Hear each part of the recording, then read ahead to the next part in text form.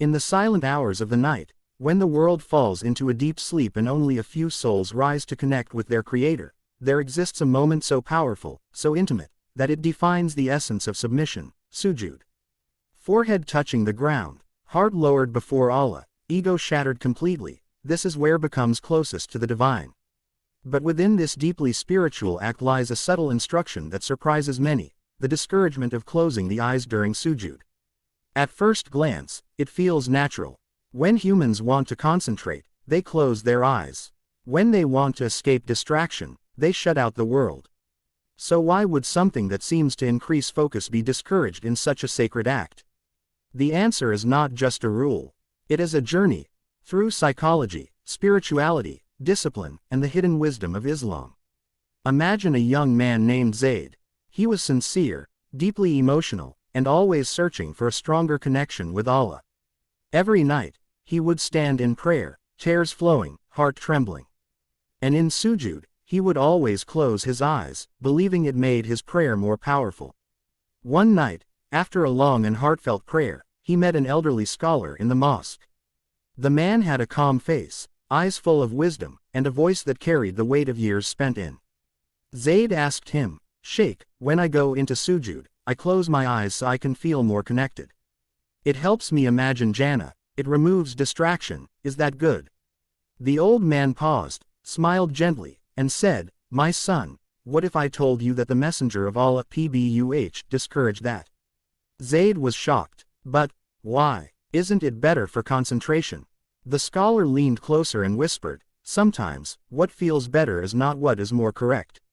And what is more correct carries deeper wisdom than we can immediately see." That night changed Zayd's life. He began researching, asking questions, observing his own heart. And slowly, layer by layer, he uncovered truths that transformed his understanding of prayer. First, he realized something profound. Islam is not just about what feels spiritual, it is about how Allah wants you to worship Him. Even small actions carry meaning. Even the position of your eyes. Closing the eyes might seem like focus, but in reality, it can disconnect you from the physical discipline of salah. Salah is not just spiritual, it is physical submission. Your body, your posture, your gaze, all are acts of worship. When you look at the place of sujood, your entire being is aligned. Your eyes are humble, your body is grounded, your mind is present. But when you close your eyes, something subtle happens. Your mind begins to wander. Instead of being present, it starts creating images, imagining scenes, recalling memories, drifting into thoughts.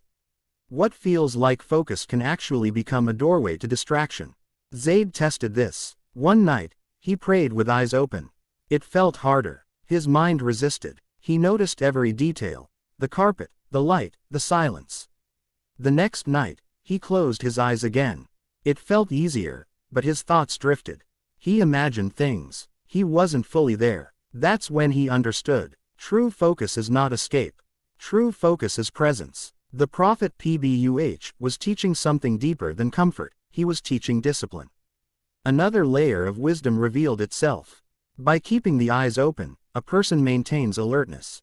Sleepiness decreases. Awareness increases. The body stays engaged. Islam is a religion of balance. Not extreme spirituality that disconnects from reality, and not cold ritual without heart.